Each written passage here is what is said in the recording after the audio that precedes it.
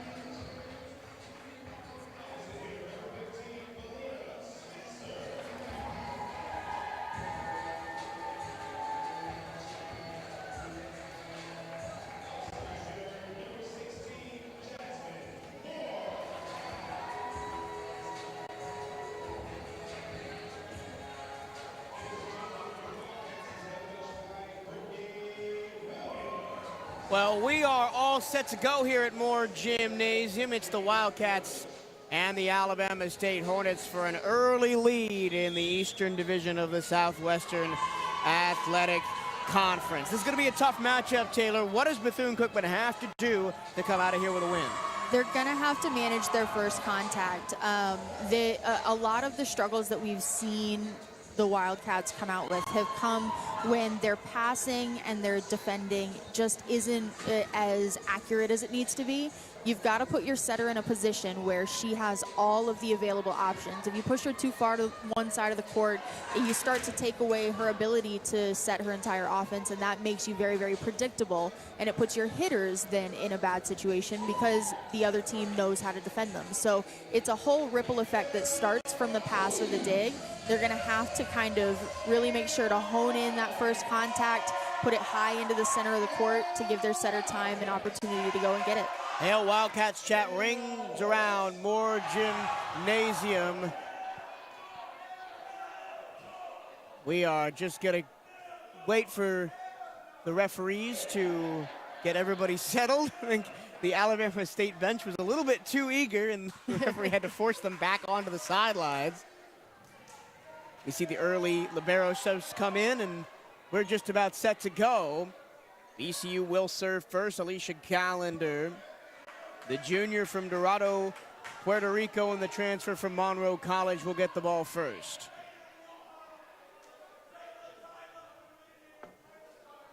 And we are still waiting. Now the ball is delivered. There we go. And we're about to get underway. Crucial SWAC matchup here in Daytona Beach. Thank you for joining us on your Sunday afternoon. First serve, recovered, and blocked, but out of bounds. And you'll see Alabama State trying to kind of use that tool to their advantage. The Wildcats are a very strong blocking team, so the Hornets know that they're going to have a big block in front of them. You're going to see them try to search for the outside of those hands to make it go off them and out of bounds. Wildcats on the attack. Nice save by Temperance Chapman, the libero, but it's going to be a free play for the maroon and gold. Quick set to the middle, block down, 2-0 Hornets. Talia Gaines, the graduate student from right here in Daytona Beach, playing in her hometown, gets the block.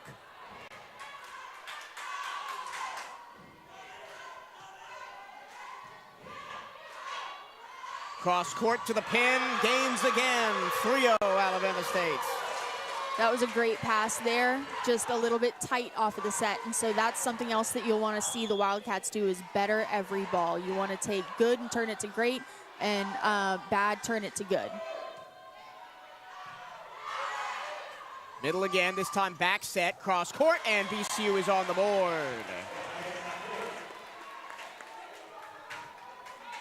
Alicia Callender, correction, Elizabeth Phillips with the kill there. And she will immediately go back to serve.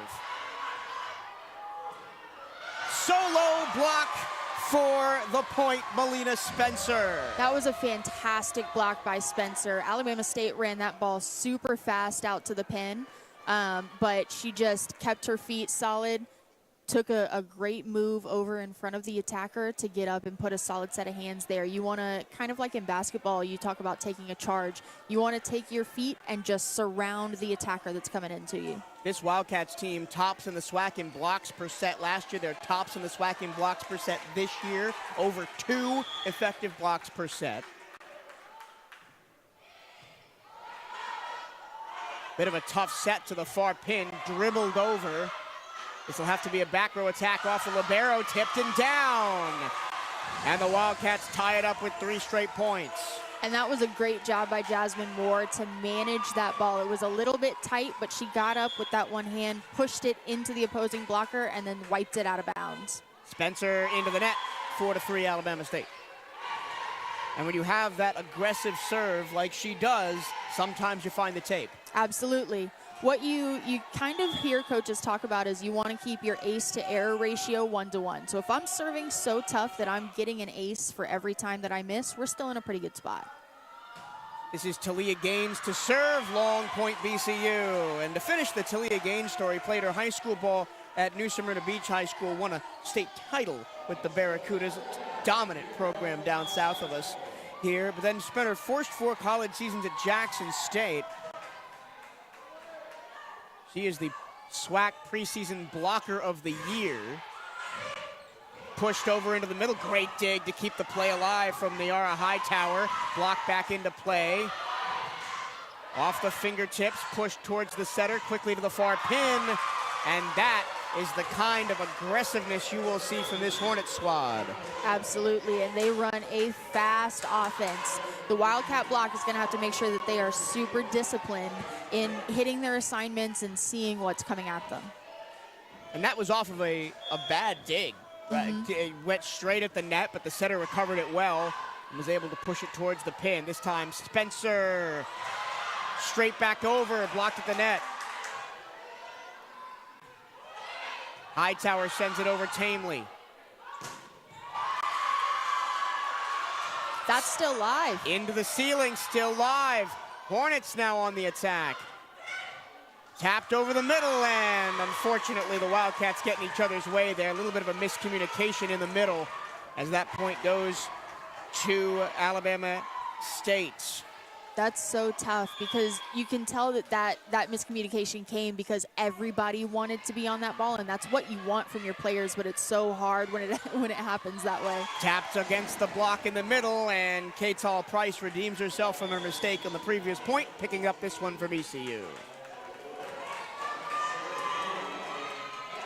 And I think against such a great blocking team that the Hornets are, you kind of have to go to those off-speed and softballs and maybe even sometimes have your setter try and play one over to cause some confusion in that front line. Absolutely. The same way your setter wants to use all of their hitters and run a really balanced offense, you as an individual hitter want to balance how many times you put in an off-speed shot versus how many times you swing away versus when you chop shot it to a corner. That was a beautiful hit by Anila Cobb, the senior from Tallahassee, Florida, former FHSAA state champion at Leon High School.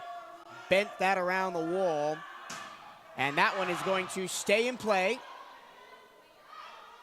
And that setup was a little bit too far in front for Jasmine Moore to handle. Point for the Hornets. Especially when your setter's that far off the net, you're really talking about keeping that ball about 5 feet off to make sure that your hitter isn't running away from the ball when they're trying to get to it. 8-5 early. Dug out in the middle. This will be a back row attack. And once again, the Hornets rip that one down. Kamisha Thompson, the sophomore, transfer from Lemoyne-Owen College, gets the block, and B-CU takes a timeout.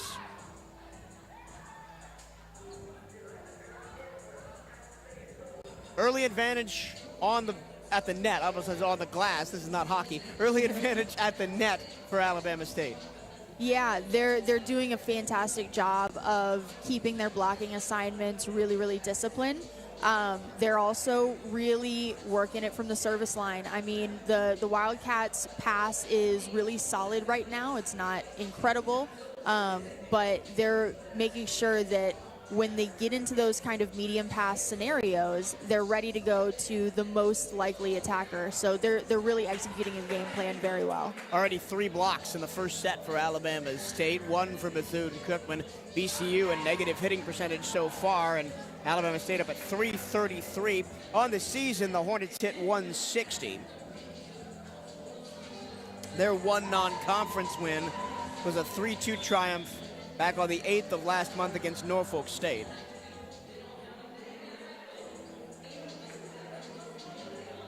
And it's interesting how much these records don't necessarily tell the story. I mean, this is some really high-level volleyball that's going on right here, and that's something else that the Wildcats need to make sure they remember. Even though they're hitting in the negatives right now, it's part of a process that you're going to have to kind of commit to make sure that you're coming out on top at the end. Jada Rhodes puts this one in play after the timeout. Spencer off the block and out.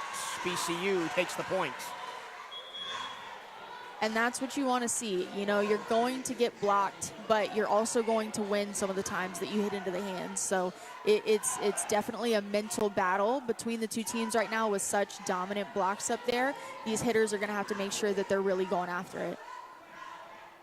Kamisha Thompson, the sophomore, making her presence felt at the net once again.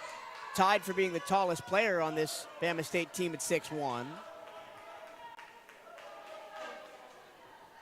Sydney Poston, the freshman from Chicago, back to serve for BCU.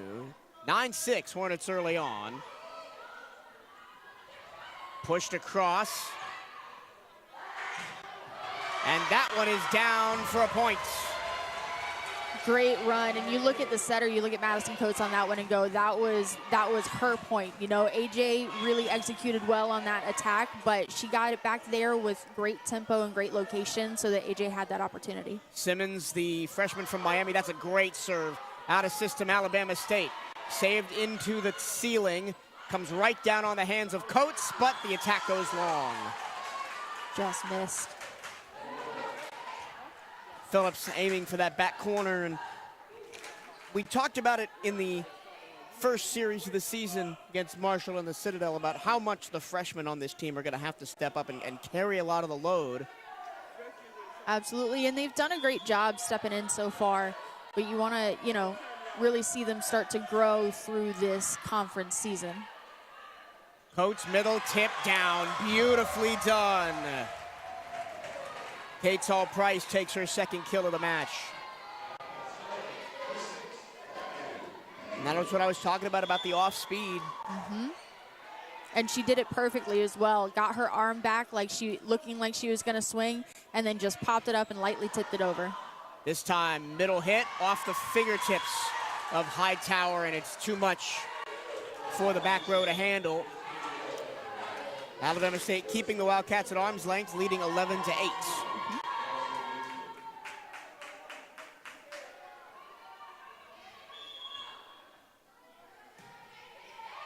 Standing serve.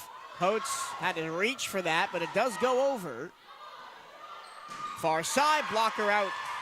Simmons couldn't direct that back where it came from. Point for the Hornets. That was a very good push by the Hornets setter. She was, you know, moving backwards, leaning backwards, and chucked that thing all the way across the court. Great set. Madison Beasley is serving for the Hornets from outside the pin. It finds the back corner beautifully from Elizabeth Phillips. Now we've seen Phillips hit from the right, we've seen her hit from the left and find the corner both times. And that's something that I think this coaching staff really wanted to make sure that they emphasized, is that your pin hitters are pin hitters. At some point, your right side hitter is going to have to hit on the outside. Your outside hitter is going to have to hit on the right.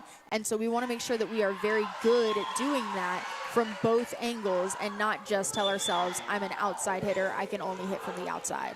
Serve goes long, 13-9. I think it's important for the Wildcats to weather this early storm, pick up points when they can, and stay close and maybe challenge for this set late. Absolutely.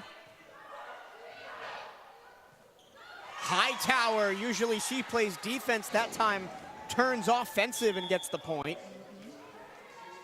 Hightower, 42 kills on the season coming into the game. And it looks like the Hornets middles are really committing with the Wildcats there. So when number one Hightower goes and she runs a little farther away from the setter out towards the bottom edge of this BCU logo in the center of the court, the opposing middle is coming with her, and that's leaving the right side attacker really, really open. It's going to be very hard for the Hornets middle to cover that ground. So that's something that that Callender and Coates would, you know, should take notice of and then go and execute. 13-10, Wildcats still in this one. Phillips serving. Drops onto the wrists. And a beautiful dig in the middle from Poston. But it's again a block at the pin from Alabama State. Christian Ashby becomes the third Alabama State player to record a block in this opening set.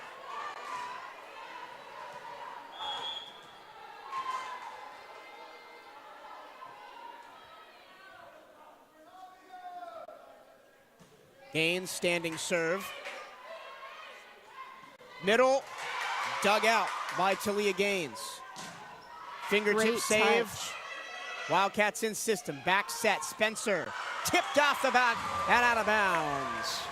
And that was a great touch by the block there. You saw it come off their hands high and into the court, and that's kind of what you're searching for. You know, you're aiming to get that stuff blocked, but you're making sure that your hands are in such a good position that if you do get hit and it doesn't go to the floor, you're at least making it an advantage to your team. Hightower serving now.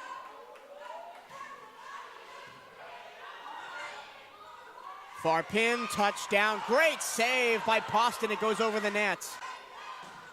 One-handed block from Spencer. And again a block, but it goes out of bounds. She was just a smidge late getting over the net, and so the angle of her arms was pointed back out to the back outside the lines. You want to get there just a second earlier so that you can get it back around and into the center of the court. Wildcats playing good defense, just couldn't steer that last block in play. Hornets by 4 in the opening set.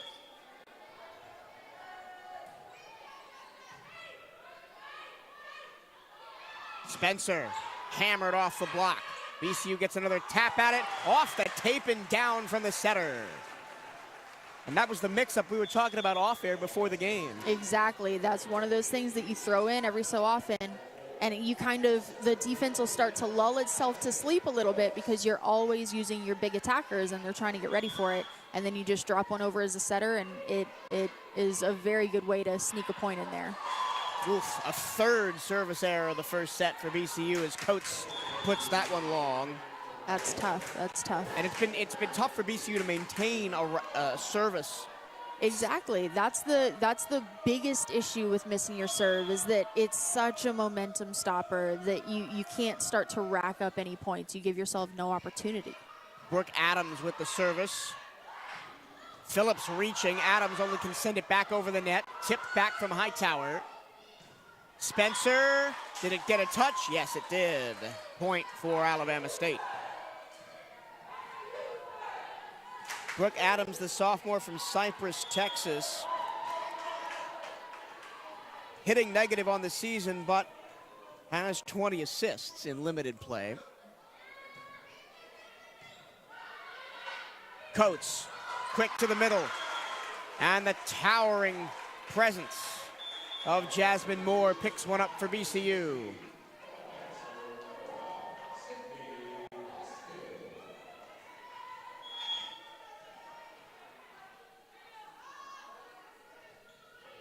Floated to the middle.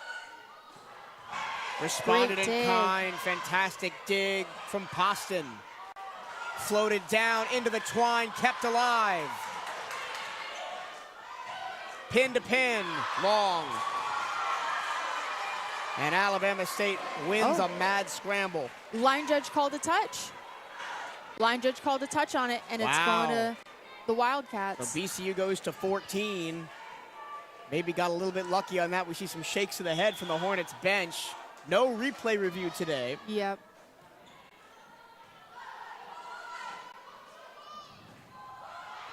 Soft curveball recovered by B-CU. Blocked out just off the outside of the wrist of Katal Price. Yep. And that was a great move there. The Hornets are running a very, very fast offense, so you're going to see a lot of that happening tonight. It's just how much Bethune-Cookman can handle it and force them to have a bad first contact to get them out of that fast offense. You're talking about bad first contact. There was it right there. It gives Alabama State a free play, and they make the most of it.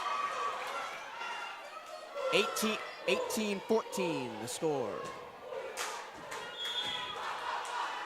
Correction, 19-14 after the point goes on the board.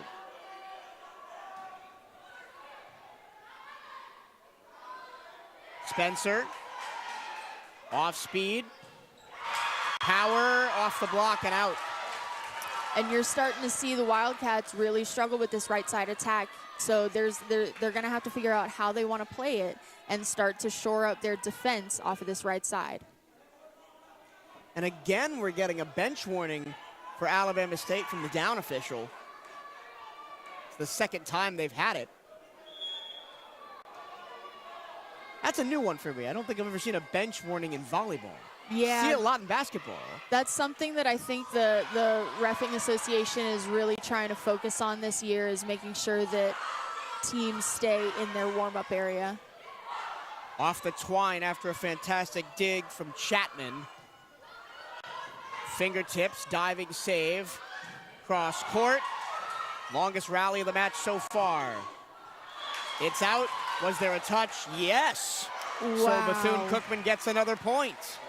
Whew. That's a couple of very, I mean, we're a little far away. I can't see how much the touch may or may not be affecting that ball, but Phillips, excuse me, should be very happy with the result of those points. 20-15 here in the first set. Oh, that was close, but it's just wide. It had the range, but not the accuracy. Yep.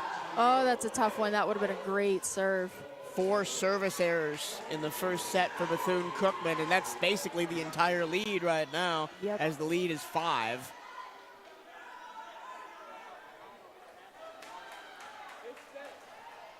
In what otherwise has been a very competitive first set.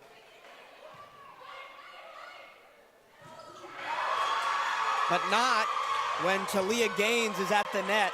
Her third solo block of set number 1.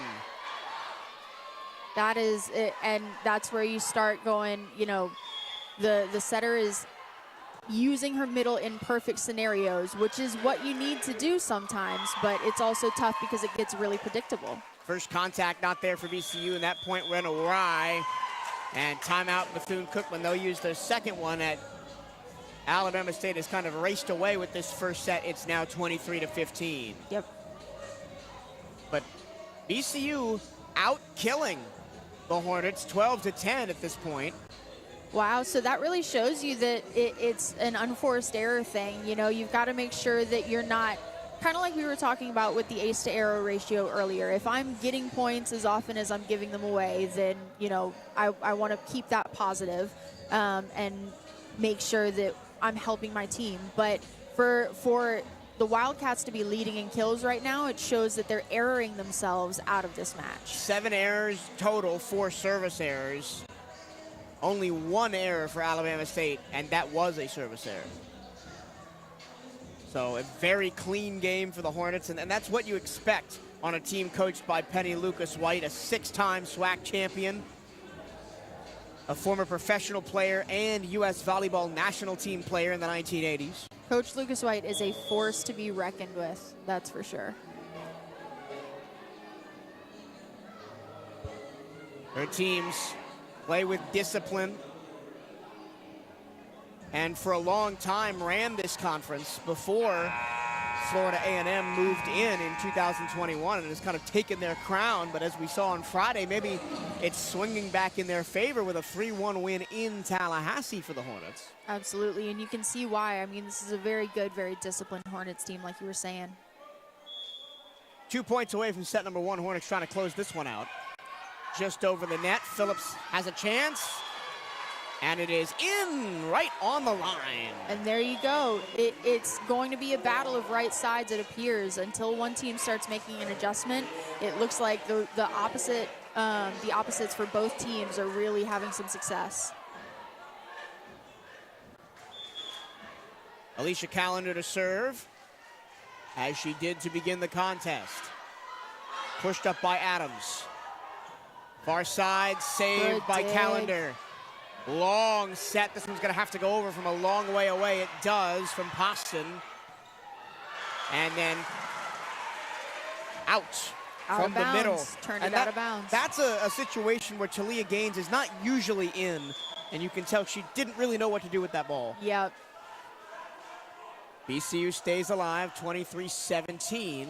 Into the net, a 5th service error of set number 1, and you're shaking your head, Taylor. Yeah, that's tough. You start to have some situational awareness. So as I, kind of get deeper and deeper into my serving run, I want to make sure that I am actually trying to get this ball in more and more, because now I've got the psychological advantage of the other team going, oh no, they're on a run. Tip to the middle. Kept alive. Off the fingers. Saved by the libero. Good improvisation from Bama State to keep that one in play. Cross court.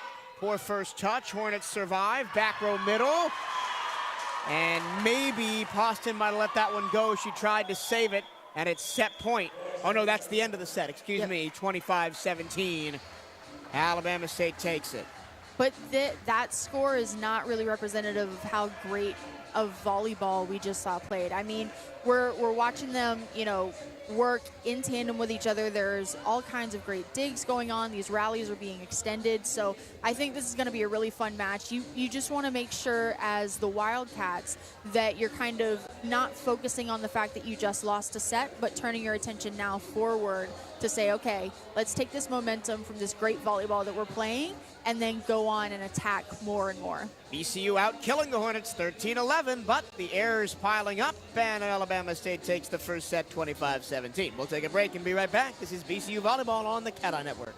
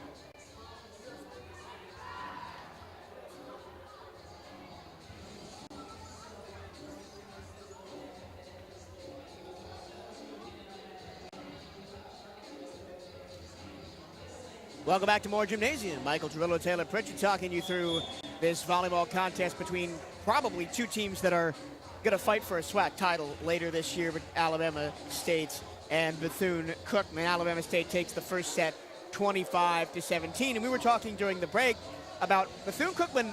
The score might not show it, but they are right there in contention for these sets. They really are. I mean, you're watching this team out-kill their opponent. And the errors that they do have on the attacking side, I think they only have two swings in the net or out of bounds. They have 7 errors, and Alabama State has 5 blocks. It's really okay to get blocked. So they're doing what they need to do on the offensive side of the ball. But when you get back to the service line, you're missing so many serves there that it's just handing away points and handing away opportunities. I'll be really interested to see kind of how the tables turn if and when the Wildcats shore up those service errors.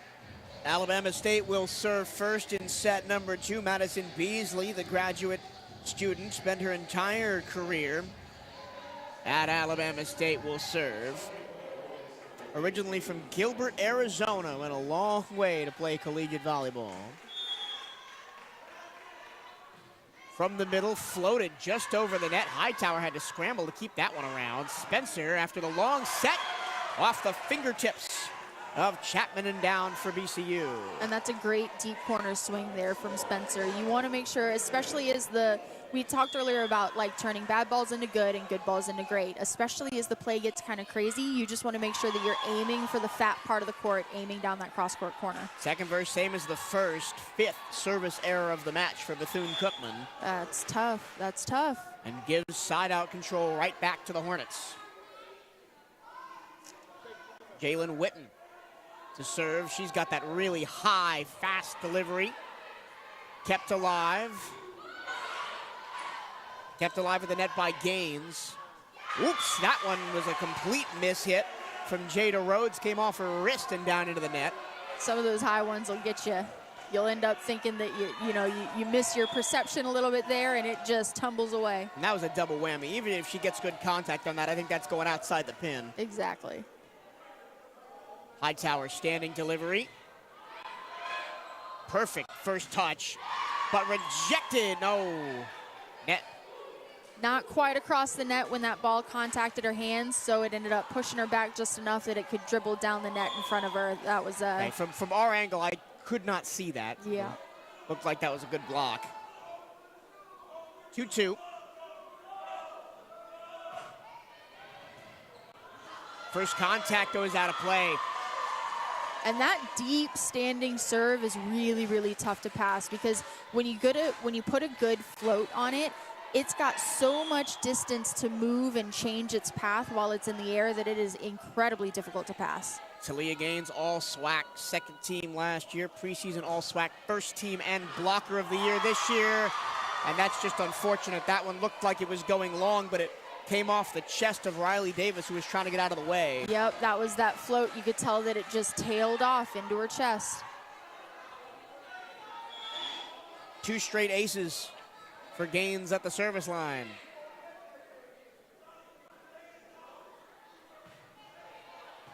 This time it's in play. And more down the line, beautiful. Great swing Gretchen Spencer. there. Great swing from Melina Spencer.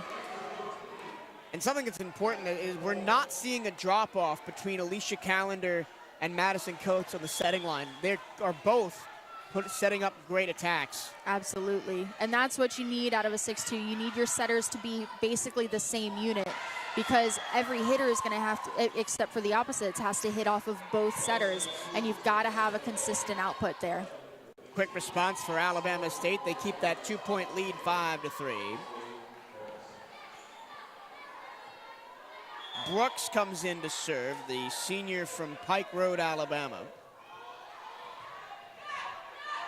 Coates tries to push it over, creates some chaos on the other side, and BCU grabs the point after a net joust. It was a smart decision there by Coates. She was, off balance, falling backwards. Her outside attacker was, kind of caught up in a traffic jam, so just popping it over like that was a great decision. That's why I love watching Madison Coates play. She has such high game IQ. To be able to set that up from a losing position as Alabama State. When they're in system, their outside hitters are doing work. Yeah, they really are, and that's where this serving line kind of comes into play. I mean, it really comes into play. It's great that the Wildcats are serving as tough as they are, but you've got to get that thing back in the court and force them out of system. Diving attempt goes into the net. BCU keeps it alive. Whistle and a stoppage of play.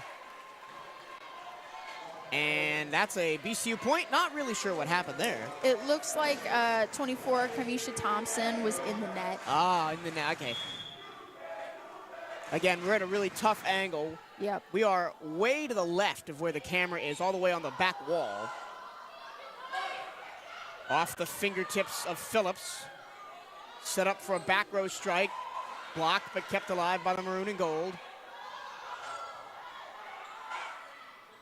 Behind her head to the outside. Dug straight back over the net. Coates behind her head. Push to the far side, off the block. Good Coates dig. keeps it alive again. Off the ceiling, and the Wildcats a victim of the low ceiling here at Moore Gym, as Riley Davis couldn't push that one across. Yeah, that's hard. That home court advantage is also sometimes a home court disadvantage.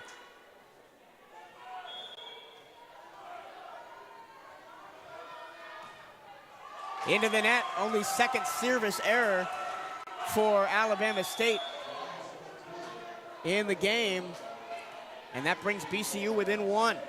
And this is a time to capitalize on this opportunity. You've been handed serve. Absolutely. Now you want to make sure that you're driving this ball in and getting them off of their passing game. But it goes right to the setter, tap to the middle. Great stop by Callender.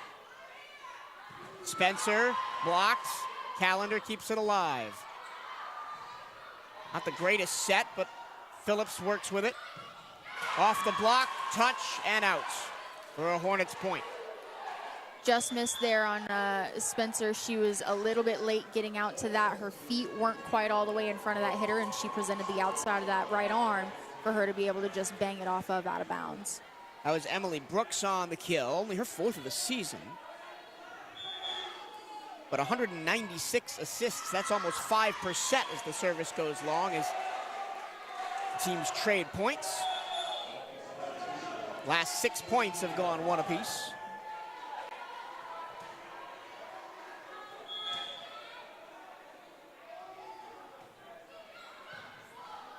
Great dig, but unable to follow up on it is Brooks. That is a great serve there. That's what you want to see out of your service line. Ace number 2 on the game for BCU.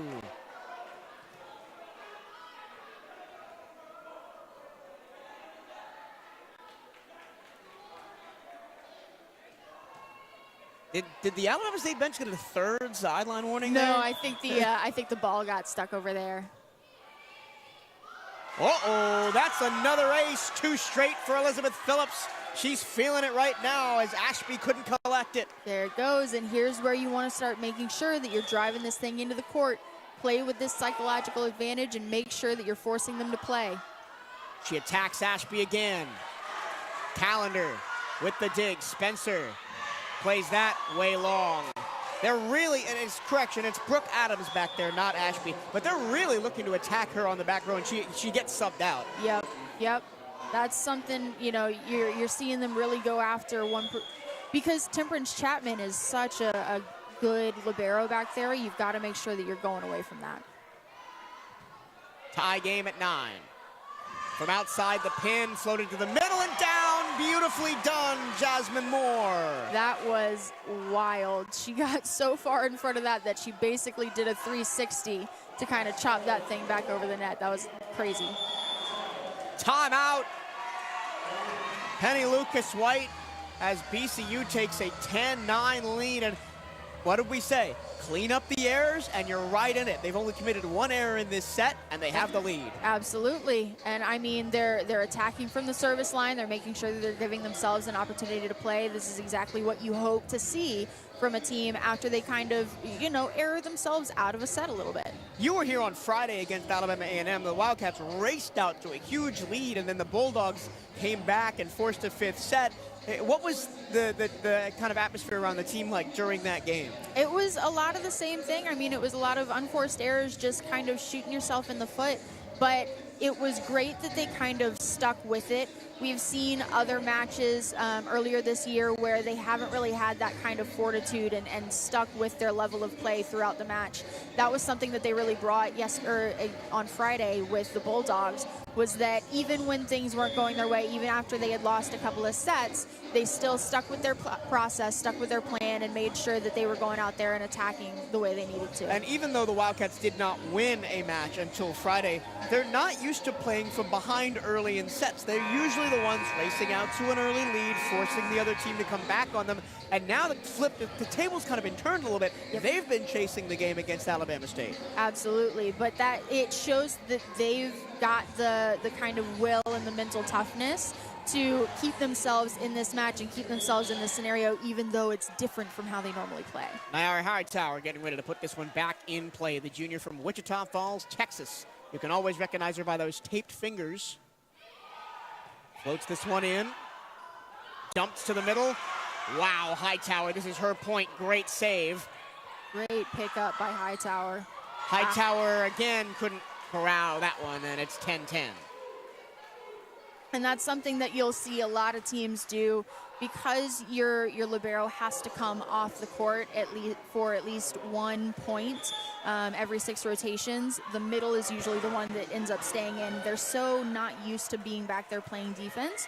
You'll watch a lot of teams really try to attack the middle, really try to attack that side of the court when the libero is not on the floor. Hightower leads this team in blocks on the season, 38 combined. Back set, fingertips and down for Spencer, the redshirt senior from Kissimmee. Spencer has really played well today. 11 attacks, 4 kills.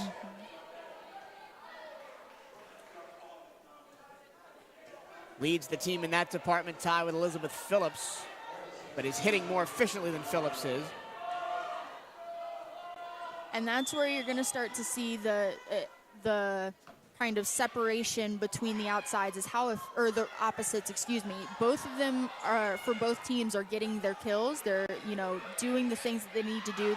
But how efficiently can you do it? Into the ceiling for B-CU, had to be played over tamely.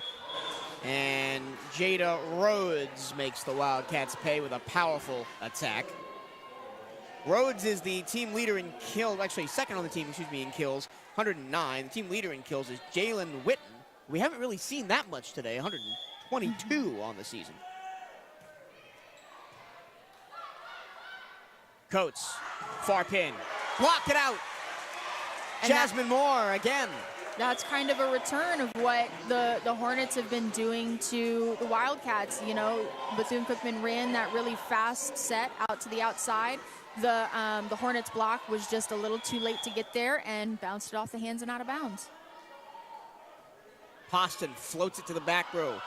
Chapman with the initial touch, and down in the middle, Alyssa King makes her presence known.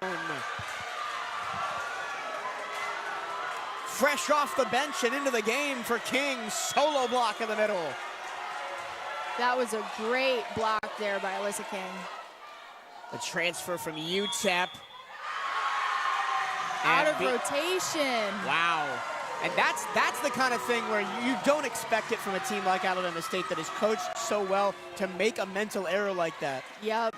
That's something that you don't often think about. It looks like the setter has to stay closer to the end line than number 4 until the serve is contacted. And it looks like she left early. Bad first touch. Chapman keeps it alive. Free play for B-CU in the middle. Coates to the far pin, off Great the fingertips, and Coates. down! B-CU with a 4-point lead. Simmons kind of handled that ball a little bit too far off the net, and Coates did a fantastic job coming out, jumping off of 1 foot, getting herself square, and then delivering a fantastic ball out to the outside. The service run continues for Sydney Poston, off the tape. That's and, up. Oh, it's a pancake for Chapman, but Alabama State. Oh, the down ref called it down. The down ref overruled it. So the up ref, I think, called it in the net, but the down ref said the ball hit the floor. Yep. Okay. Because BCU was definitely in the net. Yeah. They were letting the play go on, and it looks like the down ref overruled that the ball was up. She came out, stepped out, and said, "No, I saw that it hit the floor. That was an ace for Poston." Timeout. Alabama State, that's their second one of the set, 16-11 BCU. We'll be back after this word from BCU football. The Bethune-Cookman Wildcats are on the prowl with a new head football coach, Raymond Woody. We're going to get 1% better every day, okay? Don't miss a moment of the action with veteran play-by-play announcer, Mike Torello. Here's the belt high snap, hand off to Robinson on a draw, straight up the middle. Nobody touches Jimmy Robinson as he rumbles into the end zone. Touchdown, Bethune-Cookman. Every snap on your official station for Wildcat Sports, WELE 1380 The Cat. On your iPhone and streaming at WELE1380thecat.com. Michael Torello, Taylor Pritchett. At Moore Gymnasium, the Wildcats looking to even this game at a set apiece. They've got a 16-11 lead, and crucially, Alabama State is out of timeouts.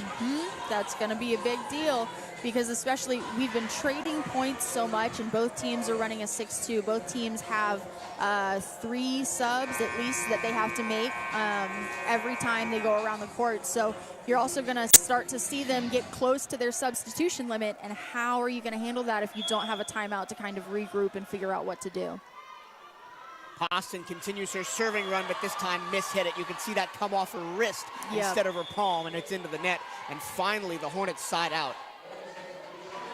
That was a 6-point swing for Bethune-Cookman. But now you've got to get back into this match, get ready for this next point, and see if you can get this pass. Brooke Adams back in to serve.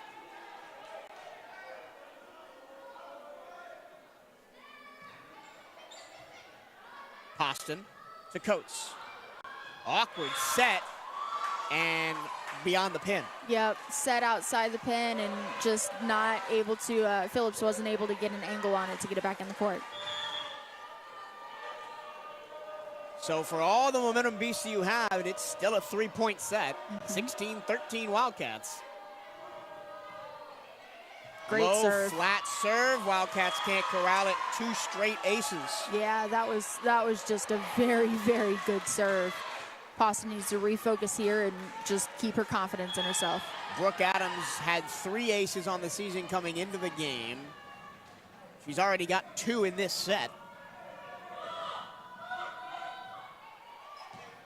There it is. Coates. Good dig. Joust at the net.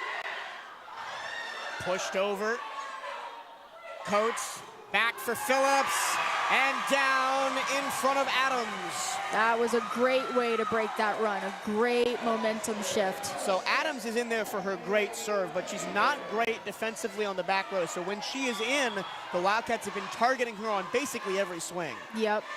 And they're definitely trying to stay away from Chapman, who I think was in contention for Libero of the Year last year. Into the ceiling. That's a tough one. Has to go all the way across, and it couldn't be saved by Witten. BCU force another error. And the Hornets are starting to look a little bit kind of disconnected. I mean, you saw a collision back there between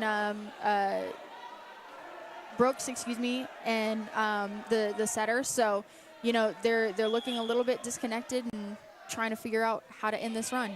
Chapman, great first contact. Coates keeps it alive, but it's a long way run for the Wildcats. Spencer does get it across. Hornets in system, but a block at the net. ASU keeps it alive. Back row delivery, solo block from Hightower. Cross court, palms up, unable to be saved by Chapman. Another kill for Elizabeth Phillips. She's had a great game. And you're seeing that, like, as these rallies are extending, the Wildcats are making sure that they're keeping this ball in play. They're forcing the Hornets to actually have to show that they can play the ball. So they're doing a very good job at extending rallies right now. Elizabeth Phillips, the transfer from Arkansas State, is taking over at the net right now. That's a touch. It's going to get down anyway. Hornets break the streak.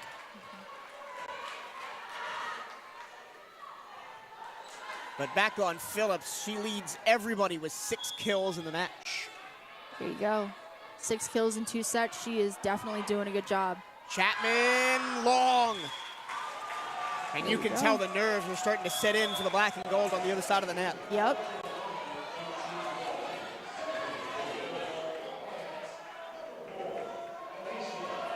Alicia Callender back to serve. Former NCJAA Aces leader at Monroe College in 2021. She can serve well, and she does that time. Tipped across.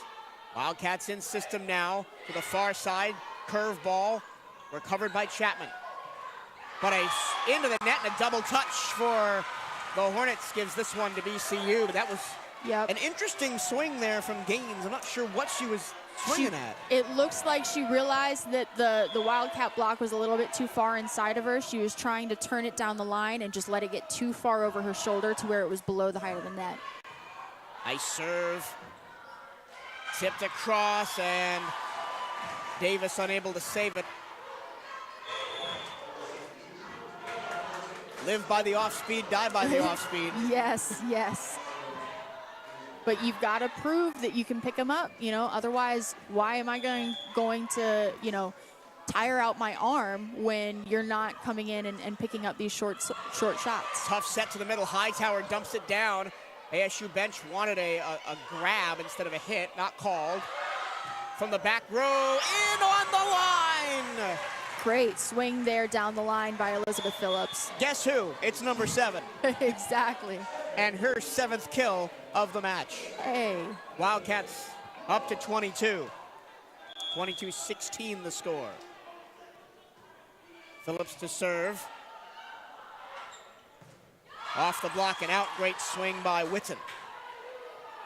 Witten now up to 8 kills on the game.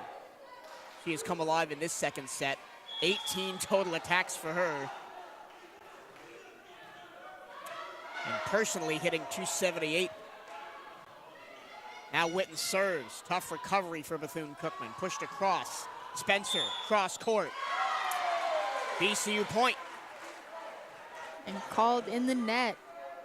The unforced errors are really starting to mount for the Hornets. So now we've kind of seen the same thing that happened to the Wildcats in the first set, they are doing to the Hornets in the second. A complete inversion of set number one. Yep.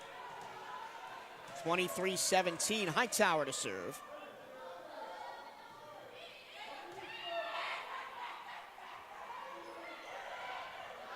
Nice tip at the net on the curveball. Had to play this one across tamely. Middle attack, dug out by Callender. Tough set, and that one is easy pickings for Christian Aspey. That's tough. Niara Hightower really tried to give a good set up to the outside for Jasmine Moore, but just left it a little bit too tight and gave the Hornets the chance to get up there and hit it back over. Gaines serving.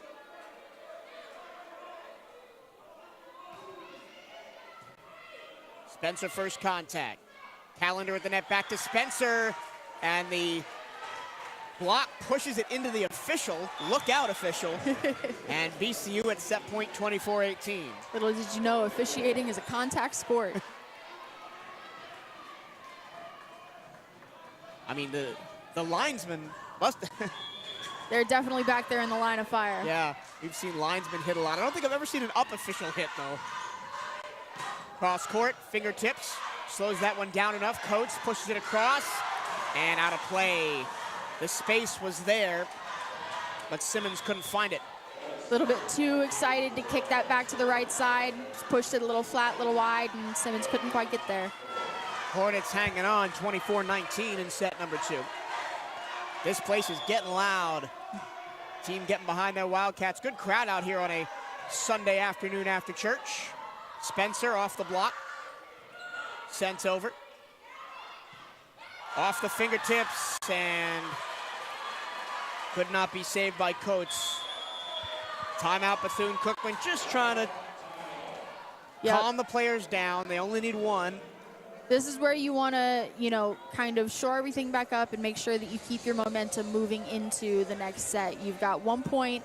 You go out there, you eat this pass up, make sure that your setter has all the options that she needs, and then get out and move on to the next one. 3 straight for Alabama State after Bethune-Cookman looked like they had this one well in hand, set up at 24. But the Hornets are not going to go away. And that's something that, you can really feel is instilled by Coach Lucas White, is that there really is no end until it's over. The other team has to have 25 points. Otherwise, we're still in this thing. Their first win of the season was the 700th win in program history against Norfolk State back last month. Picked to finish second in the SWAC preseason poll was Alabama State. And of course, they upset the apple cart by beating FAMU on Friday, who was picked to finish first. Again, it's a long season, but I think the Wildcats, especially in the second set, going to have to be growing in confidence, saying, hey, we can play with anybody in this conference. Exactly, and that's what you really want to make sure that you're kind of feeling and knowing as early as you can in the season, because the more confidence you go into these matches with, the better you're going to perform. And to be kind of turning around and doing this exact same thing with the Hornets, they know that they can play with them, and they know that you can play with, Florida A&M or any other team in the conference. Logan Horn serves it long, and the Wildcats take set number 2. 5-minute break between sets 2 and 3. It's 1-1 going into the third set. We'll be back after this. This is Bethune-Cookman University Volleyball on the CatEye Network.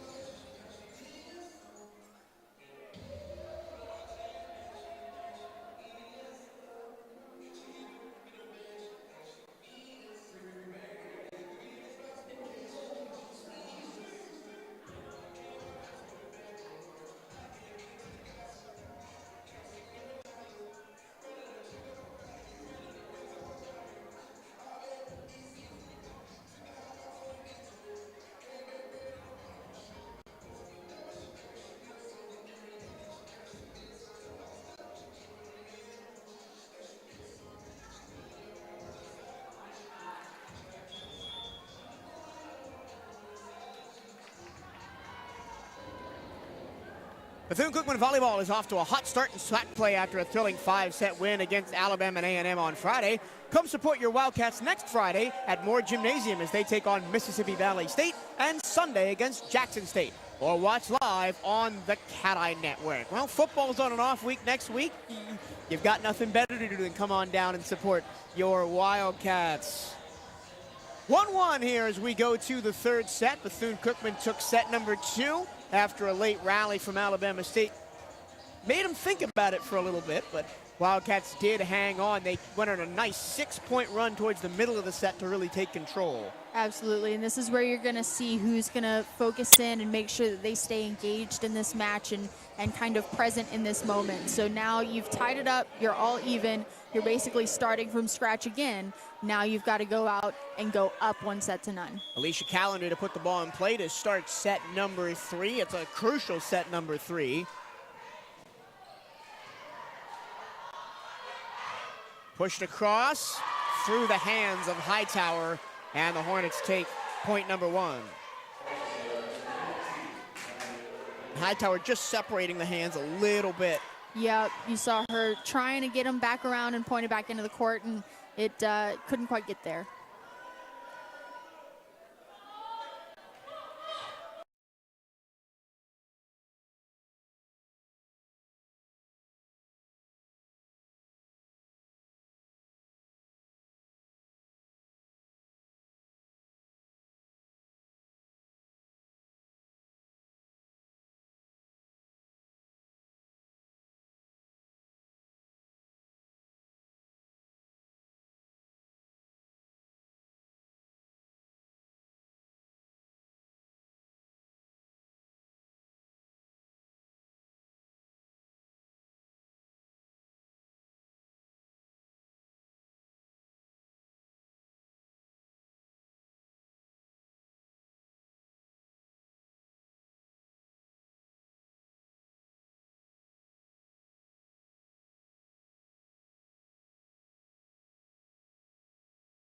Five service errors in set number 2 for Alabama State. They only had 1 in set 1. Hightower, that's a slow dribbler over the net and completely confuses everybody. Yep, that's a great short serve there from Niara Hightower. And as you mentioned in the second set a lot, keeping it completely away from preseason first-team setter Temperance Chapman, or libero, excuse me, Temperance Chapman. Witten has to go a long way to grab that one off the face of Hightower into the ceiling. It's still alive, but it bounces away from B-CU 3-3. And Niara Hightower going to go to the bench, probably going to have to shake that one off. Yeah, a little bit. But that's one of those things that you almost start to get used to in a game of volleyball. You know you're going to get tagged every now and then. Here is Brooke Adams, who had back-to-back aces in that second set, part of that late rally that made the set close. Almost Good picked serve. up another one there. Good pass. Wow. Out of bounds. Was there a touch? No. On the hit from Malia Spencer.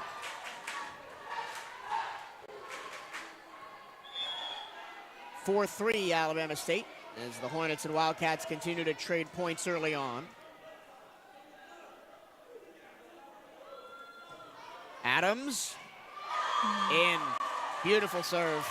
And that was the move that they needed to make. Elizabeth Phillips was just not quite aggressive enough in kind of going after that, and that was a fantastic serve. Caught in two minds. Is it going to go out? Is it going to stay in? Decided to let it go, and it bounced on the line.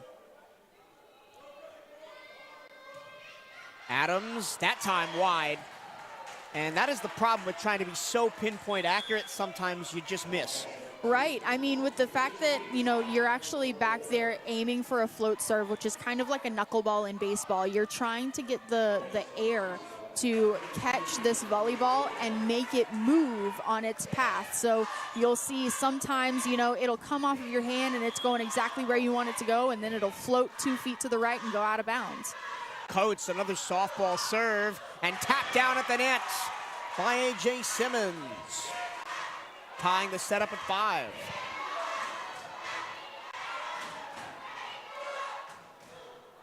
And Coach Lucas White thinks that B-CU was in the net or over the net, And unfortunately, the down official is not listening to her protestations. Yeah. That was it. It was close, but the up ref was right there with it. I would lean towards her assessment. Bit of a knuckleball serve, but once again, if that ball goes to the outside, Jada Rhodes and Jalen Witten are just hammering those down the middle. That was a great swing there. Rhodes, 4th kill for her. Witten, 8 in the match. And another service error for Alabama State, their 3rd of the set so far, 2nd for Jada Rhodes.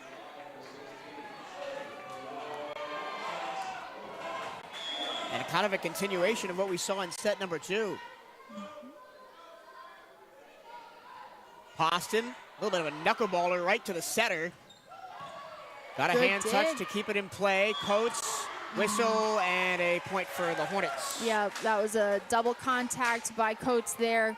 Just, you know, didn't quite get that ball far enough into her hands. You want to make sure that you get your as much surface area as you can on that ball when you're setting. So looked like it just slipped out. Chapman goes libero to libero on the service. Short pass for Coates. And BCU gets the point. Looks like a Hornet net violation. So they're really kind of letting those unforced errors mount again. That one, if I'm a coach, I don't feel as bad because that point was going to go BCU's way anyway. Yeah, it's one of those things where, you know, where do I put my focus? The only difference is it's going to go in the stat sheet as an error instead of a kill. Oh, right. There's a kill there from Witten, her 9th of the match. Witten hitting .333 in this match so far. Looks like they're bringing Mecca Freeman in for AJ Simmons after missing that block. This is Freeman's first appearance of the match. The tallest player on either team, 6'3". Only a sophomore from Houston. Off the block, saved by Coates. And Freeman's going to have a chance to play this over. Back row save. Into the net, Coates couldn't play it. And Alabama State takes a 2-point lead, 9-7. That's one of the disadvantages you find with the 6-2 offense that Bethune-Cookman runs is that your setter is always in the back row. So if your defenders don't dig the ball high enough, she doesn't have enough time to get there from her defensive position. Tough from Coates, but they made it work, and then off the block and out. 3-point run for Alabama State. Coach Williams calls timeout, 10-7 Hornets.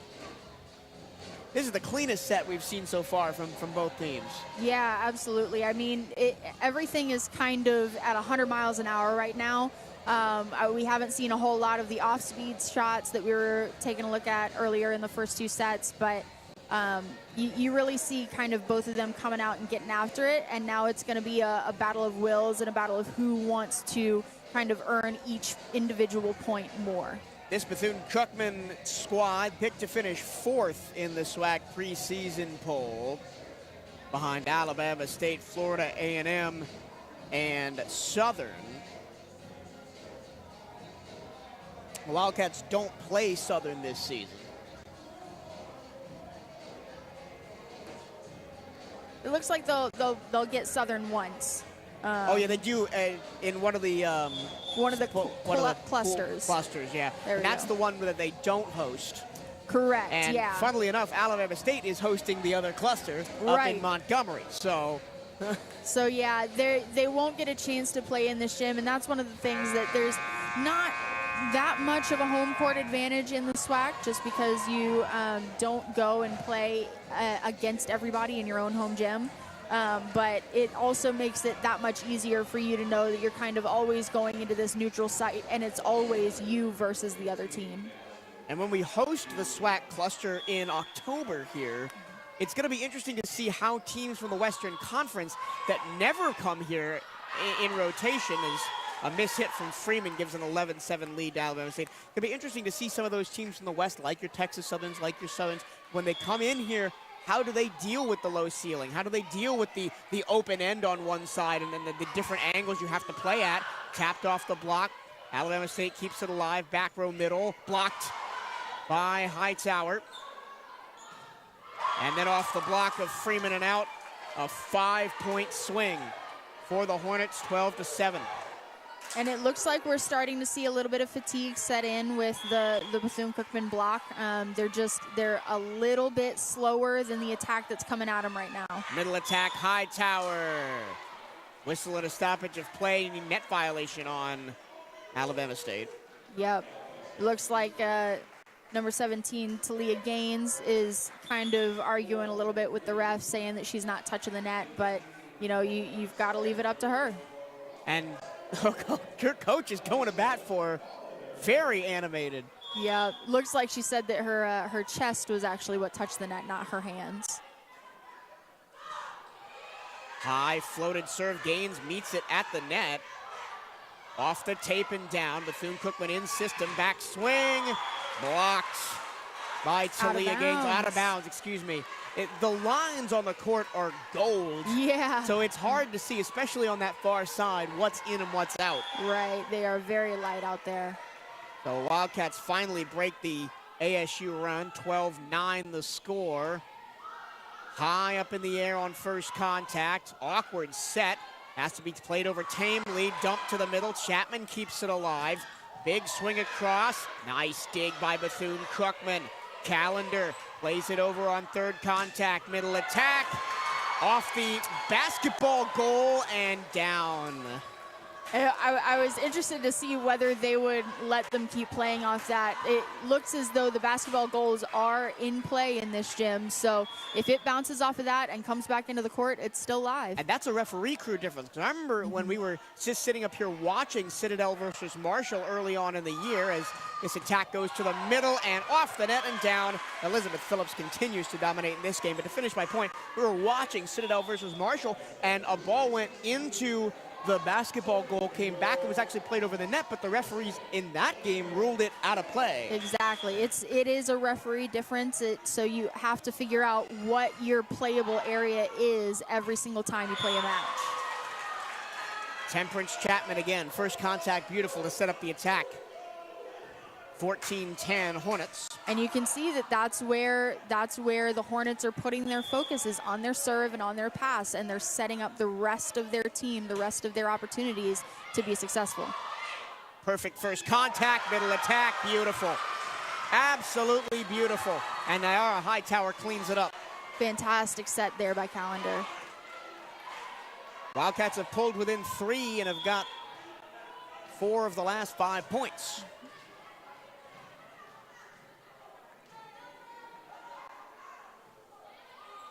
Soft floating serve, straight up from Chapman. Great block behind the head. This one's gonna have to go over. Blocked, out, B-CU point. And that's kind of making something out of nothing there. Yeah, that one looks like the volleyball gods shined down on Jasmine Moore there. It looked like it was a mishit that happened to hit the blocker and go out of bounds. Funny, the ball boy on the far side didn't realize that it was B-CU's serve and didn't give Nyara Hightower the ball. 14-12 Alabama State leads in this third set. Is that in? It is not. B-CU again continues this run. And that's the hard thing when you're trying to take a swing down the line. There's kind of 2 ways you can hit it. You can have just your arm swing go down that line, or you can open up your shoulders and you can hit it straight ahead. The problem comes if you try to do both. If you open up your shoulders and you swing around your shoulders, you're going to end up pulling it outside that line and out of bounds. Rhodes first contact, back to Rhodes far side, tip to the ground. Nice save in the middle. It's tamely played over by Spencer. Pushed across behind the head of Rhodes, has to play that over softly. B-CU keeps it alive, back row attack, Spencer on the line! There it goes. Great deep corner swing there from Moore. Excuse me, Jasmine Moore with the swing. They look pretty similar, and they were 15 and 16, so sometimes it's kind of hard to tell the difference. 14 all, Wildcats, 5 of the last 7 points. This is the kind of fight you want to see. Crowd gets involved, this time back attack, off the block and straight out into the Bama State bench.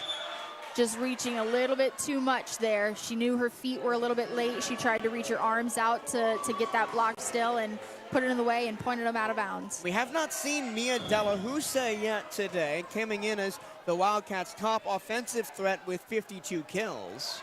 Yep, we'll see if we give the freshman a chance to come in and really impact this game. Middle attack blocked, and that's been most of the time the outcome when the Wildcats have gone to the middle. That time the freshman Kaylin Hines, the native of South Holland, Illinois, with the solo block. Doesn't matter who you put in the middle for Alabama State, they will play it well. And after BCU tied the set, once again they're trying to face the tough serve of Brooke Adams. You can only put it up into the ribbing.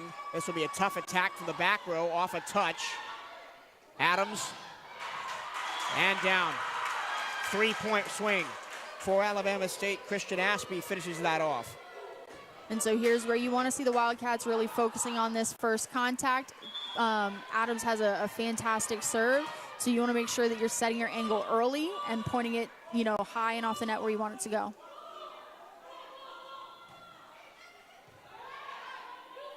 Better first contact this time.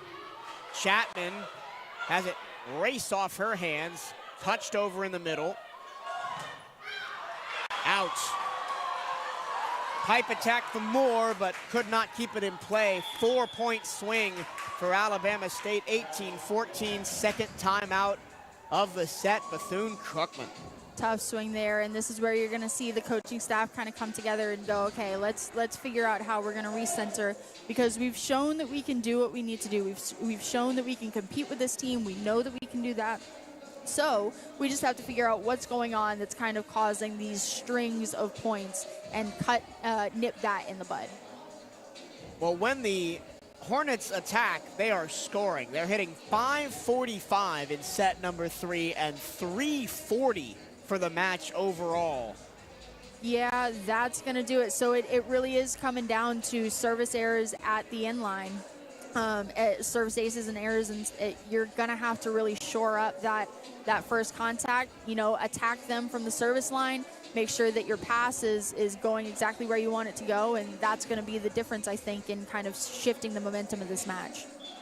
And Bethune-Cookman, normally such a fantastic defensive team with the net, being doubled up on blocks 6-3 by Alabama State. Only one of those technically credited as solo for Gaines, but 4 assists for Ashby and 3 for Gaines as well. There you go. Yeah, I mean, they've got a very disciplined presence in all areas of the game, and I think that's what makes this Hornets team so good, is that they, kind of make sure that they are a formidable opponent in all areas, and you're really going to have to be special in multiple of them in order to beat them. The sophomore Brooke Adams from Cypress, Texas, continues to serve, had 59 service aces in her senior year of high school, and led her team to the Texas 6A state semifinals. Puts another good serve in. At that time, the Wildcats respond. And that's it. You get a great pass, great set back to the right side. Spencer puts that thing away. That's exactly what you want to do. Wildcats bring 2 in. Freeman and Coates. Coates will go to the service line as the Wildcats down by 3, trying to fight back in this third set and try and force the match point or match set point. Is that a thing? I'm not sure. Set point, yep. Yep. Floated to the middle, pushed back across, and she's done it all game. Big swing from Rhodes. Very fast set out to the outside there. That was almost like a middle attack. So that's something that Alabama State is doing very, very well right now, and it is extremely difficult to defend. And the Wildcats have tried to make the middle blockers receive serve with those really short, fluttery knuckleball type services. But Kaylin Hines in the middle has answered the call. Coates pushed across, blocked, out. BCU will take that point off the hand of Jasmine Moore.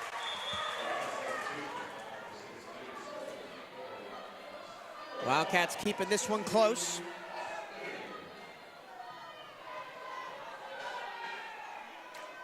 (25-17) the first set went to the Hornets. 25-20 second set went to BCU.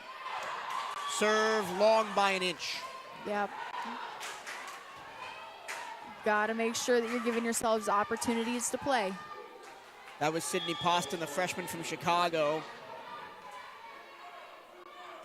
Won a pair of Chicago City titles in high school. Coates, AJ with the swing.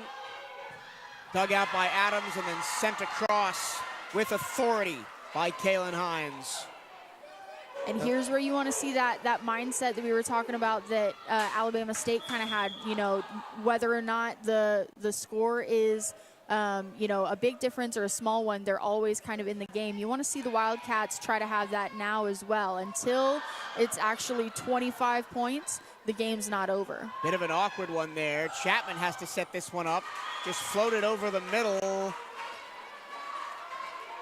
And it's going to be an Alabama State point, 22-16 as the Hornets race towards this set 3 victory. The Wildcats had that run where they won 7 of 6 points, or 6 of 7 points, but after that it's been all Hornets. AJ with the attack. And it's hit long by Ashby. Wildcats stay alive. So now you want to see Riley Davis really kind of attacking the serve, but driving it in. You don't overswing, but you don't want to just kind of lollipop it over to him. That was a good drive down the court. Middle, curveball, Coates at the net, pushes it back. There is a net violation. Who's it on? B-CU. Looks like Madison Coates was in the net there when she was trying to get to that tight pass. Tried to get her shoulder out of the way, but just kind of caught it when she was coming down. And I want to talk for a second about Riley Davis, who is stepping into some very big shoes. Not only last year the team leader in digs, Adriana Marrero, who is not on the team anymore, as this is going to have to be a tame playover from Poston. Chapman sets it up, and a swing down the middle. Set point for Alabama State, but Poston now playing in the libero spot ahead of Essence Bell, the graduate transfer from Howard, who was supposed to start there, but got injured in the first game of the season and has seen limited play since. And that's the third set to Alabama State.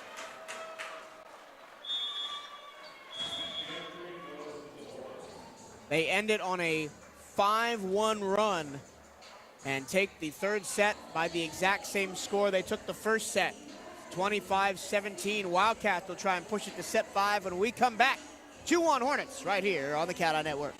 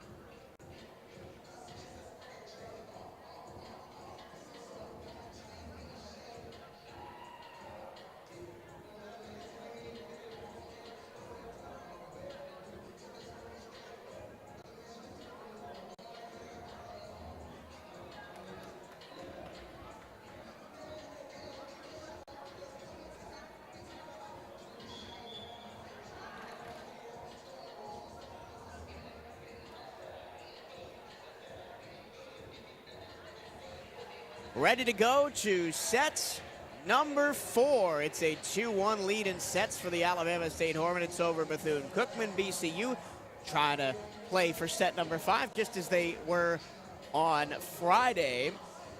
But they did it against Alabama A&M. Can they do it again against the other team from the state of Alabama? Absolutely, and that's the question. You know, kind of like I said before, you've got to make sure that you refocus and come into this looking at it saying, okay, the only things that I can affect are the plays that I make right now. So let's go out there and see, you know, what we can do in this moment to impact the outcome of the game. Alabama State will serve Madison Beasley, who's been the setter all game and leads the SWAC in assists, 237 before tonight.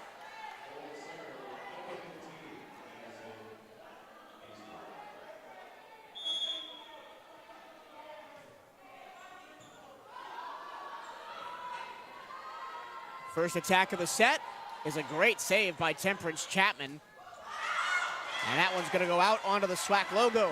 And 1-0 B-CU.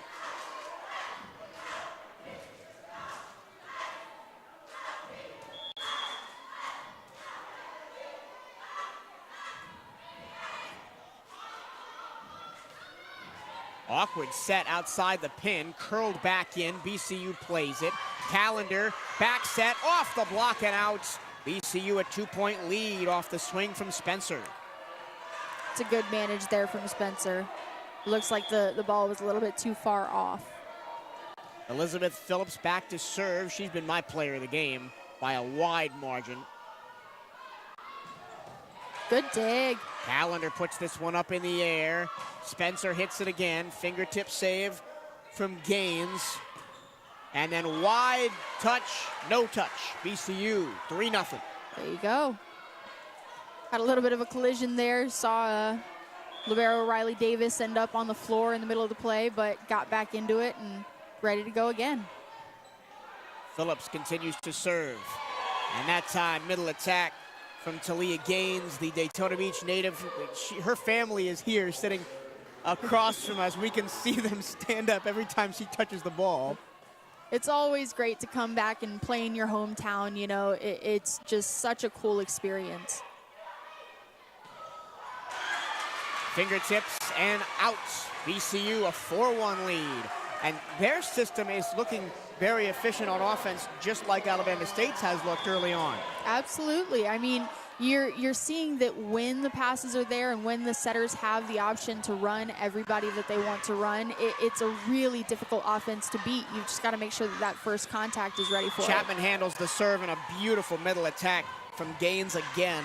That was close. I thought that was out of bounds. Well, so did Spencer, and she didn't end up attacking, trying to dig it out, and it hit the line.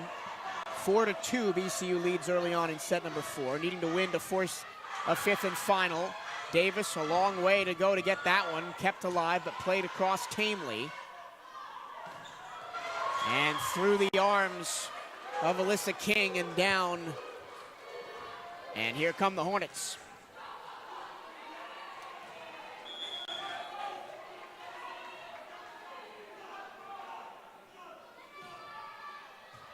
That's a beautiful serve. That was incredible, yeah. That's one of the ones that looks like it's going to hit the net and then just sneaks over and drops. That was tough.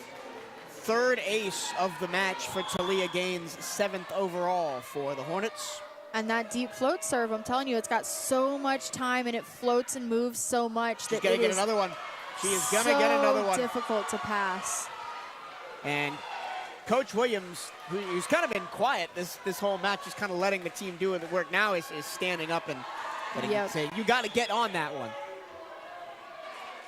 First lead of the set, as that one's going to go wide.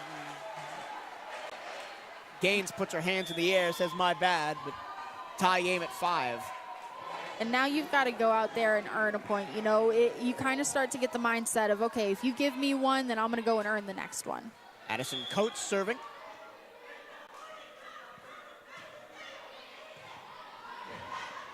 Dug out to the middle. Blocked.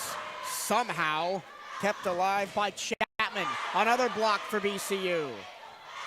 Chapman again. floated. Coates now first contact. Far side. Out of play. Was there a touch? No, off the hit from Jasmine Moore.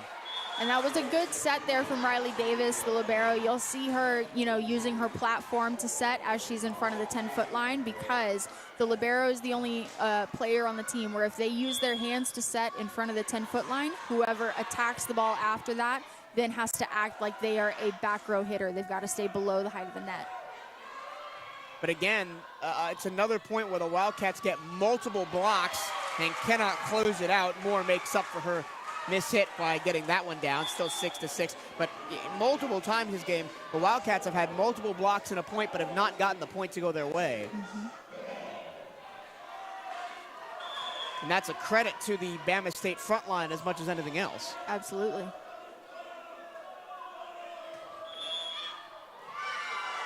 Out of rotation. That's the second time we've seen that called against Alabama State. A completely uncharacteristic error from the Hornets, and you can tell Coach Lucas White is irate with the down official. It looks like actually this time their player that's in front left, and I can't quite see your number from here, left to go out to the right side too early. She has to stay closer to the sideline than 22 until that ball is contacted. Well, we give the point right back with a service error. That was Essence Bell serving, so into the match. Yep. Still, you can see the heavy strapping on her knee, still recovering from that injury she had in match number 1 of the season.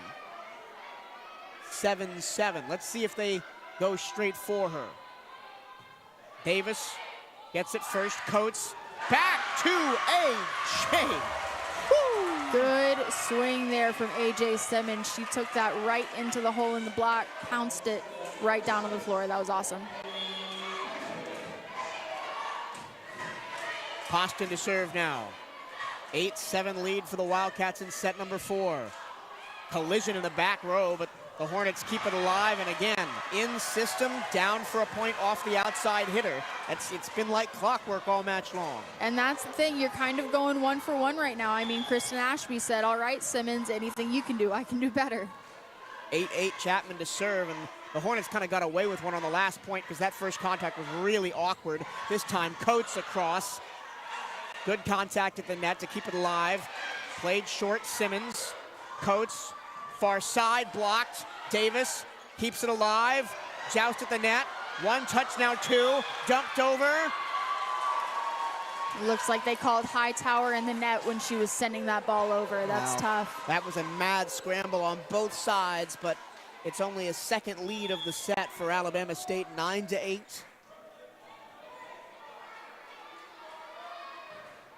Chapman floats it over. Davis towards the ceiling. Oh, is that in? No. That's maybe is the first error Phillips has committed. That's her 3rd error. All right. She's doing a fantastic job out there. Chapman now getting into a bit of a service run. This is her 3rd in a row. Once again recovered by Poston. Coates blocked, recovered by AJ. And I think the Wildcats are in the net again. They are. Yep. Just getting a little overexcited, trying to get up there and reach to put up a good block, and it not quite as easy as we hope to stay out of the net. And after an early flurry from B-CU, the Hornets are starting to pull away here, 11-8 in a crucial 4th set. Ooh. That's a beautiful serve and another ace. Serve. It looked like it was sailing out and then just dropped right inside the line. 9th ace of the match for Alabama State. 12-8 now.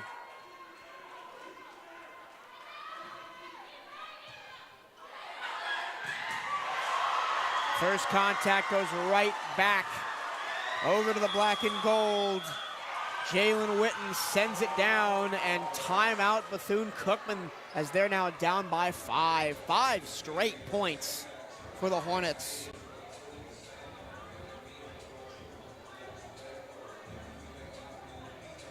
All right, put yourself in the coach's box right now.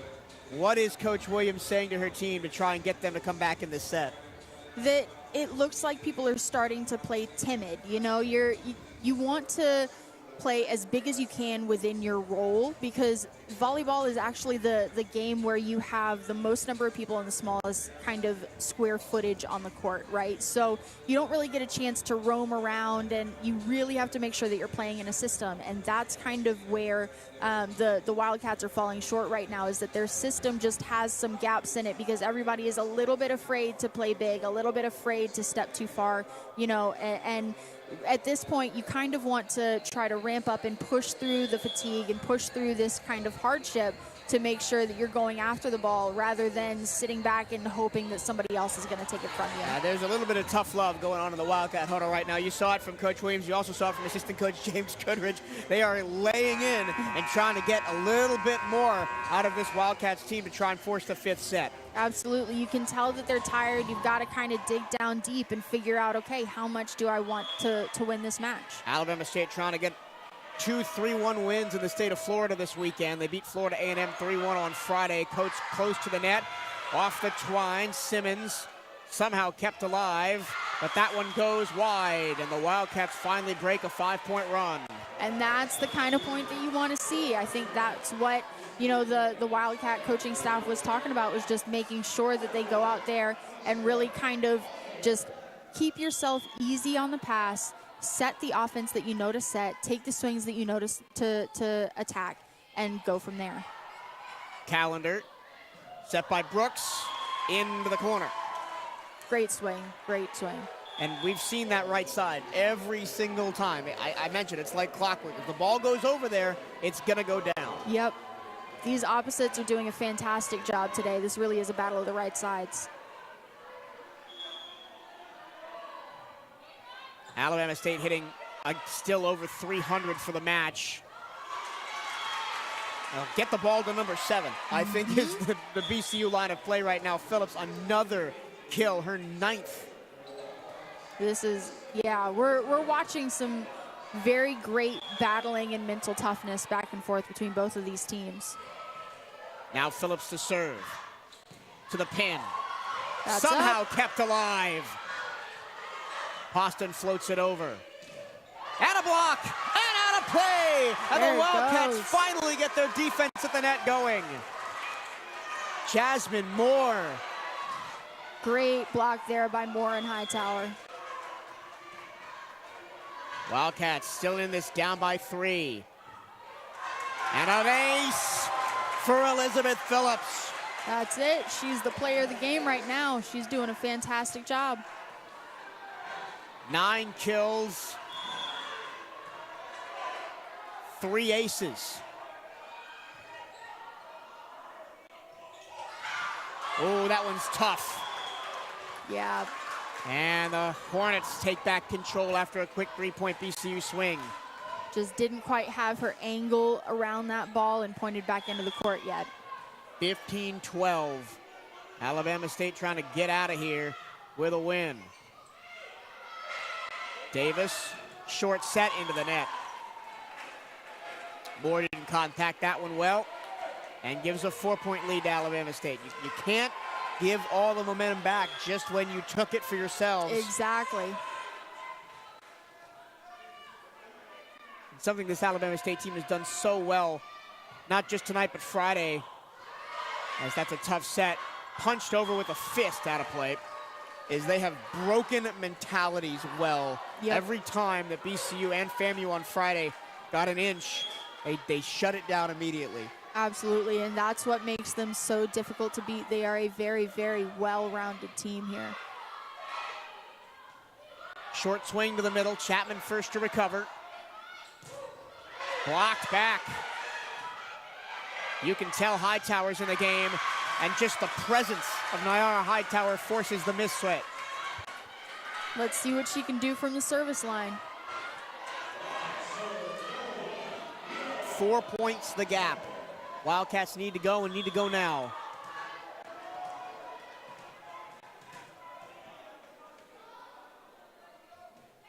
Hightower floats it. Chapman to Beasley and in. That's tough.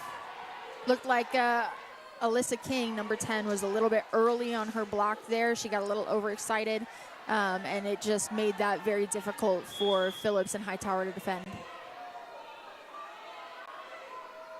18-13. Fastball serve recovered, middle attack out of play.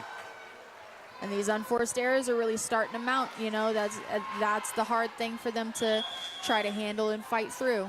Timeout, Bethune-Cookman. Down 19-13. They were down 5. They closed the gap to 2, and now they're down by 6. We'll take a short break to get a word from B-CU football. We'll be right back. This is B-CU Athletics on the CatEye Network. University is celebrating 100 years of Wildcat football. It's a celebration. Head coach Raymond Woody has his team ready to roar. Cheer on the maroon and gold as they take on the best of the Southwestern Athletic Conference. Be there for every touchdown, every big hit, every memorable moment. All season long on WELE 1380 The Cat and streaming at WELE1380thecat.com. Homecoming is right around the corner. Come out and rep your Wildcats on Saturday, October 14th, as Bethune-Cookman hosts Texas Southern for another crucial SWAC matchup. Kickoff is set for 3 p.m. Get your tickets today at the B-CU box office or at Ticketmaster.com. Well, right now at Moore Gymnasium, the Wildcats have their backs against the wall, trying to stay alive against the #1 team in the conference right now in Alabama State. Down 2-1 in sets and 19-13 in set number 4. They had closed to within 2. It was 15-13, and then a run for the Hornets that is still going on across this Williams timeout.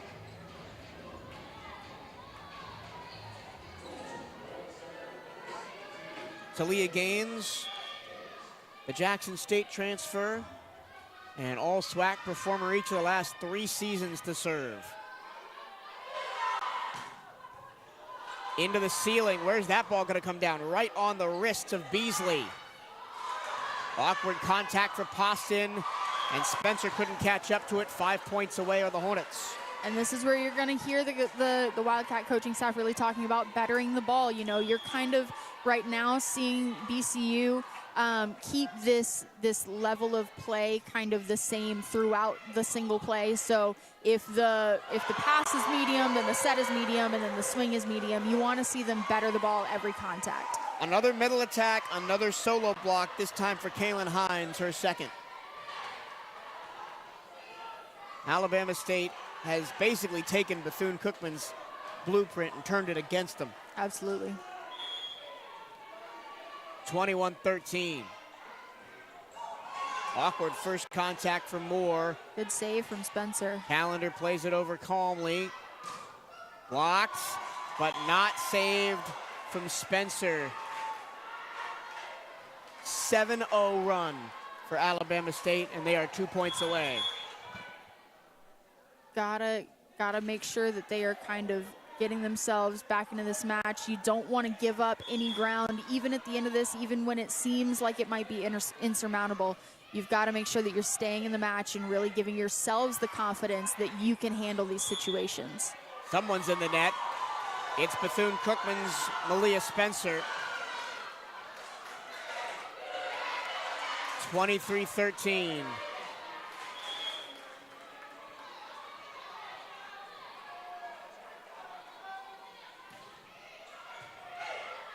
Gaines still serving. And this time, Bethune-Cookman finally breaks a run. 8 straight it was for Talia Gaines at the service line. And now you've got, you know, a little bit of kind of fresh energy coming in with 2 new people coming onto the court, Madison Coates and AJ Simmons. So let's see how far they can take this run.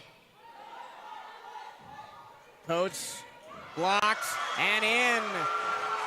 A third block, for a 5th block of the match for Bethune-Cookman. Jasmine Moore led the way on that one. And the Wildcats on a bit of a run, a lot of ground to make up, down 23-15.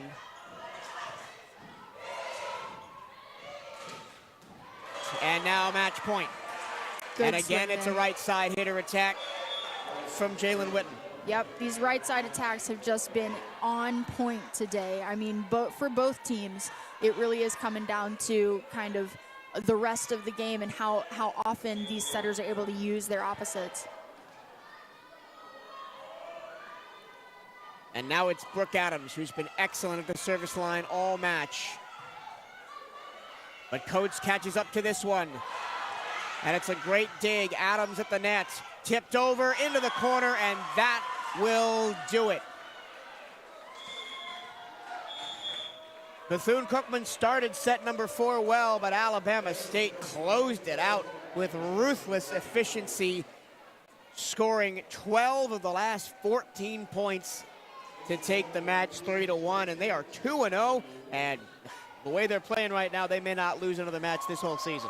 Yeah, that is a very, very difficult team to beat. They are incredibly well-rounded. They've got, depth in their bench that lets them, kind of back up these players that they have on the court. So it's going to be interesting to see kind of how the season progresses and who's able to, take that throne from them. Because right now, Alabama State is looking like the best team in the conference. These two teams will meet again on the 22nd of October up in Montgomery. So the Wildcats will have a chance for a little bit of revenge, but a lot of volleyball to be played between here and then. Of course, this is the second of a 4-game homestand for Bethune-Cookman. They get Jackson State and Mississippi Valley State next weekend. I did misspeak earlier. Jackson State comes to town on Friday, but we'll get Mississippi Valley on Sunday. And then, of course, we have the SWAC cluster here later in October. So it's a completely different from last season where they only had 3 home games. This year, 13 home games, so 10 more games played here at Moore Gymnasium, and the Wildcats have to take advantage of that home court advantage. Very much so, and it's something that, it's weird returning home, especially after a season like last season where they only had the 3 home games. Some of that was due to, natural disasters. There was a hurricane that hit Daytona Beach, or a couple of hurricanes actually, but to be able to return home and kind of defend your home court in front of your home crowd, that's something that really means a lot to you as an athlete. So it'll be great to see kind of how they continue throughout the season, especially into next weekend with Jackson and Mississippi Valley. That'll be a really great test of where they're at and where they're going. And even though the score was 3-1 in favor of the Hornets, a lot of positives for Bethune-Cookman, especially in that second set. Yeah, very much so. I mean, you saw a great kind of tenacity out of the team. It looked like maybe fatigue had kind of set in and just made it a little difficult. I know they've had some injuries. They've had some, people kind of get beat up and banged up. And it's one of those things that you got to learn to fight through, because between the clusters and the SWAC tournament, you're going to be fatigued. You're going to be tired going into these matches. So how much can you stay disciplined? How much can you stay technically sound, even when you're battling through the tiredness? Here's a couple of statistics from today's game. Alabama State out-hit Bethune-Cookman 52-42. They only had 14 errors in the whole match. B-CU 23. Hitting percentage 336 for the match. That's insane from Alabama State. 167 for Bethune-Cookman. 50 assists to 41 for Alabama State. 9 aces to 8. 10 service errors to 9. So B-CU did clean up the service errors in the second and third sets, but wasn't able to get the job done just on that alone. Tied at 41 digs, 9 blocks for Alabama State. I think that puts them in the lead of the SWAC in blocks, taking over from Bethune-Cookman. At the end, it's a 3-1 win for Alabama State, and the 3 sets they did win, 25-17, 25-17, and 25-15. Pretty dominant towards the end of sets. Bethune-Cookman just kind of falling away after hot starts. Absolutely, and that's kind of what you're talking about. As that thing goes on, as that match goes longer, that set goes longer, how much can you push through and still be disciplined, even in light of, okay, this thing has gone on for a little while now, but I've got to keep my focus on this point that's right in front of me. That will wrap it up here from Moore Gymnasium. Thank you all for tuning in on this Sunday afternoon, on an after-church Sunday. For our entire team here at Moore Gymnasium, SID Bryce Hoynowski, CatEye Network Director Eugene Robinson, Broadcast Director Darian McCaskill. For my broadcast partner Taylor Pritchett, my name is Michael Travello. Thank you for listening, and have a great week. We'll see you on Friday.